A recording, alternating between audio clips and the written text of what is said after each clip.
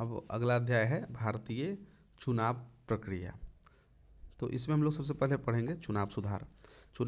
चुनाव प्रणाली को मजबूत बनाने और यह सुनिश्चित करने का उपाय है कि चुनाव स्वतंत्र, निष्पक्ष, पारदर्शी और समावेशी हो।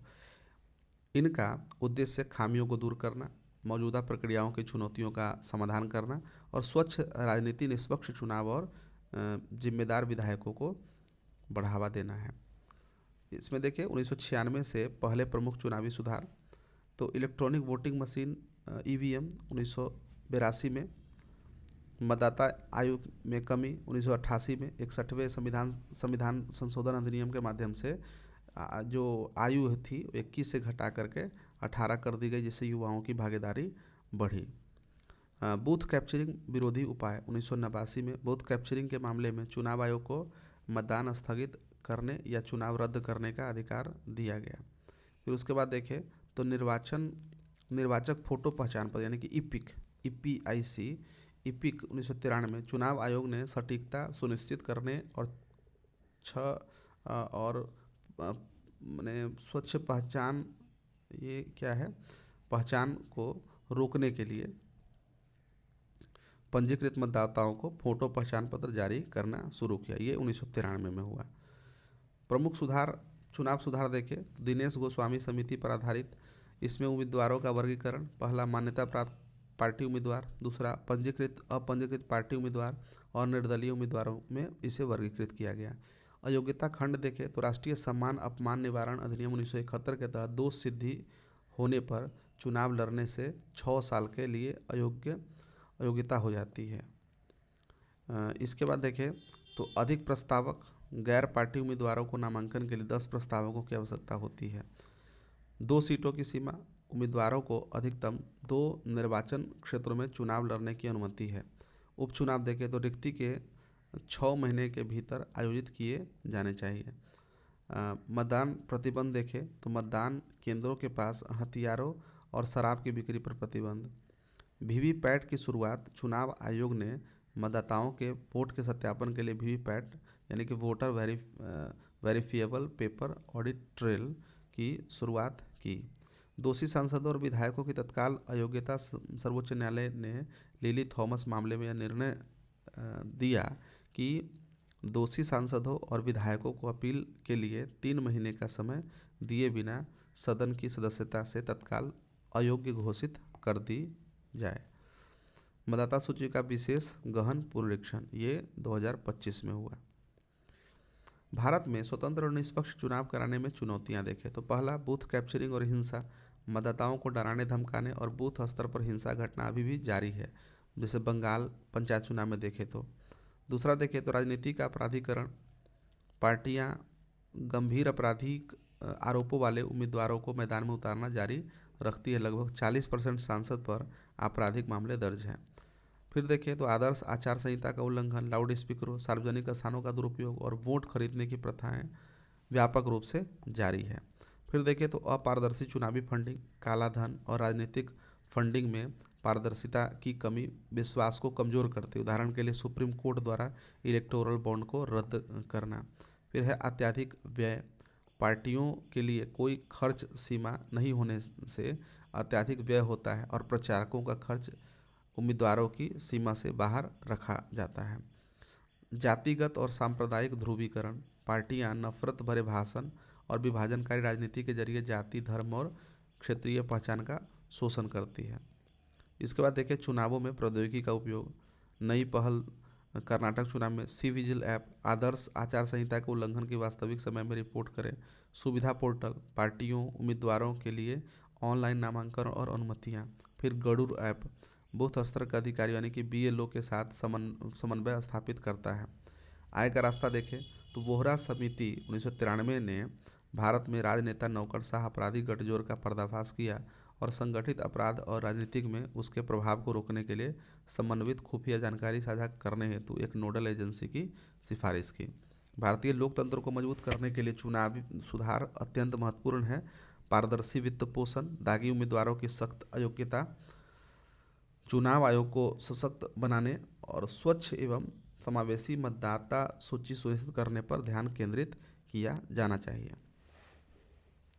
अब हम लोग देख लेते हैं एक राष्ट्र एक चुनाव। भारत दुनिया का सबसे बड़ा लोकतांत्रिक देश है जो समय के साथ और भी परिपक्व होता जा रहा है। चुनावों को एक लोकतांत्रिक देश की नींव मानी जाती है, इसलिए भारत में भी हर 5 साल में केंद्र और राज्य दोनों स्तर पर अलग अलग चुनाव होते हैं। एक राष्ट्र एक चुनाव की अवधारणा नई नहीं है। दरअसल देश में पहले भी लोकसभा और राज्य विधानसभाओं के चुनाव एक साथ होते रहते हैं। पहले 4 लोकसभा और राज्य विधानसभाओं के चुनाव 1952, 57, 62 और 67 में एक साथ हुए, लेकिन 67 के बाद बार बार होने वाले मध्यावधि चुनावों और राष्ट्रीय दलों से अलग होने की प्रक्रिया के कारण एक साथ चुनावी कराने की प्रथा समाप्त हो गई।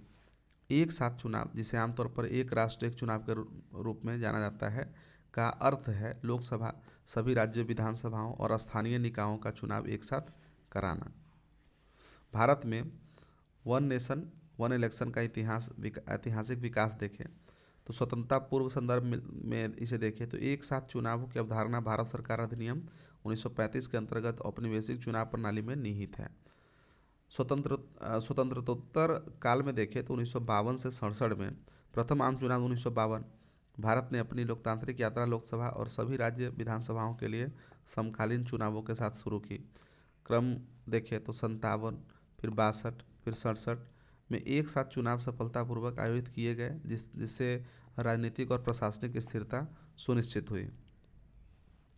एक साथ चुनावों का विघटन 68-69 में देखें तो 1968-69 में कुछ राज्य विधानसभाओं, विशेष रूप से हरियाणा और केरल के समय से पहले भंग होने के कारण यह चक्र बाधित हो गया। 1970 में लोकसभा अपना कार्यकाल पूरा करने से पहले ही भंग कर दी गई, जिसके परिणाम स्वरूप लोकसभा और विभिन्न राज्यों के विधानसभाओं के लिए अलग अलग चुनाव चक्र हुए। एक राष्ट्र एक चुनाव के प्रमुख लाभ को देखें तो पहला है कुशल शासन, निरंतर चुनावी माहौल को समाप्त करना, नीतिगत निष्क्रियता को कम करता है और MCC यानी कि आदर्श आचार संहिता व्यवधानों को 5 वर्षों में एक बार तक सीमित करता है। लागत बचत, चुनाव खर्चों में कटौती करता है और बचत का उपयोग विकास के लिए करता है। मतदान में वृद्धि, कम प्रभावशाली चुनाव मतदाता थकान को कम करते हैं और भागीदारी को 5 से 10% तक बढ़ा सकते हैं। कदाचार पर अंकुश, कम मतदान का अर्थ है धन बल मुफ्तखोरी और सरकारी मशीनरी का दुरुपयोग की कम गुंजाइश। इष्टतम सुरक्षा उपयोग देखें तो CAPF की समेकित तैनाती चुनाव और राष्ट्रीय सुरक्षा दोनों को मजबूत करती है। आर्थिक स्थिरता, बार बार होने वाले व्यावसायिक व्यवधानों जैसे कि शराबबंदी, परिवहन प्रतिबंध को रोकता है। फिर सहकारी संघवाद, केंद्र राज्य कार्यकालों को संरक्षित करता है। GST, स्वास्थ्य, शिक्षा और जलवायु कार्यवाही में समन्वित नीतियों को बढ़ावा देता है। एक राष्ट्र एक चुनाव की चुनौतियों को देखें तो संवैधानिक बाधाएं, विधानसभा के कार्यकाल को कम या बढ़ाने से संबंधित मुद्दों के साथ बड़े संशोधन यानी कि अनुच्छेद 83, 85, 172, 256 की आवश्यकता। फिर संघवाद संबंधी चिंताएं, राष्ट्रीय आख्यान स्थानीय मुद्दों पर हावी हो सकते हैं, जिससे राष्ट्र की स्वायत्तता और सहकारी संघवाद कमजोर पड़ सकता है। लॉजिस्टिकल बोझ देखें तो बड़े पैमाने पर EVM की खरीद बड़ी परिचालन चुनौतियां पेश करती है। कम जवाबदेही, बार बार चुनाव सरकारों को जवाबदेह बनाते हैं। ONOE यानी कि वन नेशन वन इलेक्शन सत्ता पर इस नियंत्रण को कमज़ोर कर सकता है। राजनीतिक विरोध, क्षेत्रीय दलों को हाशिए पर जाने का डर है। आम सहमति अभी बनी हुई है। समय से पहले विघटन, सरकारों का पतन जैसे कर्नाटक 2019 में, महाराष्ट्र 2022 में समन्वय को पटरी से उतार सकता है, जिससे अंतरिम चुनाव कराने पड़ सकते हैं। न्यायिक अड़चनें, चुनाव याचिकाओं में वृद्धि, विवाद समाधान और शासन की निरंतरता में देरी कर सकती है। तो ये सभी चुनौतियां हैं। आगे का रास्ता देखें तो भारतीय विधि आयोग 117वीं रिपोर्ट 1999 में एक साथ चुनाव कराने के विचार की सिफारिश की थी और इस बात पर जोर दिया गया कि इससे चुनाव संबंधी व्यवधानों को कम करने और कुशल लागत को कम करने में मदद मिलेगी। संसदीय स्थायी समिति देखें 2015, एक राष्ट्र एक चुनाव के लाभों पर जोर दिया गया, जैसे कि चुनाव प्रचार पर होने वाले खर्च को कम करना और सुचारू निर्बाध शासन सुनिश्चित करना। नीति आयोग रिपोर्ट देखें तो देश भर में एक साथ चुनाव फिर से शुरू करने के लिए एक विस्तृत रोडमैप की रूपरेखा तैयार की है। एक राष्ट्र एक चुनाव के संबंध में उच्च स्तरीय समिति की सिफारिशें देखें तो भारत में लोकसभा, राज्य विधानसभाएं और स्थानीय निकायों के चुनाव एक साथ कराने के लिए पूर्व राष्ट्रपति रामनाथ कोविंद की अध्यक्षता वाली एक उच्च स्तरीय समिति की सिफारिश है।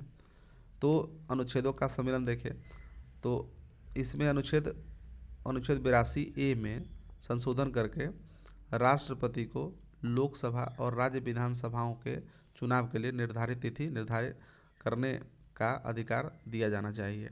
जिन राज्यों में चुनाव होते हैं उन्हें अपनी शर्तों को संसद के साथ जोड़कर एक साथ चुनाव कराने में सहयोग करना चाहिए। फिर अवधियों का समन्वय, यदि 2024 के लोकसभा चुनावों के बाद एक साथ चुनाव कराए जाते हैं तो पहला चुनाव 2029 में हो सकता है। वैकल्पिक रूप से यदि 2034 के चुनाव का लक्ष्य रखा जाता है तो नियत तिथि 2029 के लोकसभा चुनावों के बाद तय की जाएगी। कुछ राज्य विधानसभाओं के कार्यकाल को लोकसभा चुनावों के साथ कम किया जा सकता है। यदि संसद या किसी राज्य विधानसभा को समय से पहले भंग कर दिया जाता है तो शेष कार्यकाल के लिए नए चुनाव कराए जाएंगे। फिर है स्थानीय निकाय चुनाव, संसद को नगर पालिकाओं और पंचायतों के चुनाव को आम चुनावों के साथ समन्वित करने के लिए कानून बनाना चाहिए। मतदाता सूची के बारे में देखें तो भारत निर्वाचन आयोग को राज्य निर्वाचन आयोग के सहयोग से सभी स्तरों पर चुनाव के लिए एक ही मतदाता सूची तैयार करनी चाहिए। रसद और लागत, चुनाव आयोग को एक साथ चुनाव कराने के लिए विस्तृत योजना और व्यय अनुमान प्रस्तुत करना चाहिए। फिर है कि शासन और विकास, एक साथ चुनाव कराने से शासन में स्थिरता आएगी और विकास को बढ़ावा मिलेगा। यह रिपोर्ट भारत में चुनाव सुधारों की दिशा में एक महत्वपूर्ण कदम है। अन्य संस्थाओं की सिफारिशें देखें तो भारतीय चुनाव आयोग प्रथम वार्षिक रिपोर्ट 1983 इसने लोकसभा और राज्य विधानसभाओं के लिए एक साथ चुनाव कराने की सिफारिश की। विधि आयोग 117वीं रिपोर्ट में 1999 में लोकसभा और राज्य विधानसभाओं के लिए एक साथ चुनाव कराएं, लेकिन विधानसभा कार्यकाल समाप्त होने तक परिणामों की घोषणा में देरी करें, अंतराल 6 महीने से अधिक नहीं। कार्मिक लोक शिकायत और विधि एवं न्याय पर संसद की स्थायी समिति 79वीं रिपोर्ट देके 2 चरणों में समकालिक चुनाव लागू करे। कुछ विधानसभाओं के चुनाव लोकसभा के मध्यावधि चुनाव के समय और अन्य के कार्यकाल के अंत में। नीति आयोग चर्चा पत्र 2017 के अनुसार तो इसमें लोकसभा और विधानसभाओं के कार्यकाल का चरणबद्ध समकालिकीकरण। इसके बाद विधि आयोग मसौदा रिपोर्ट 2018, कुछ राज्यों में समय आगे बढ़ाकर या स्थगित करके चुनाव को समकालिकीकरण, 5 वर्षों में 2 बार चुनाव कराना। तो एक राष्ट्र एक चुनाव से लागत कम हो सकती है, समय की बचत हो सकती है और सुचारू शासन सुनिश्चित हो सकता है, लेकिन संघवाद और लोकतांत्रिक विविधता की रक्षा के लिए सावधानीपूर्वक योजना और सुरक्षा उपायों की आवश्यकता है।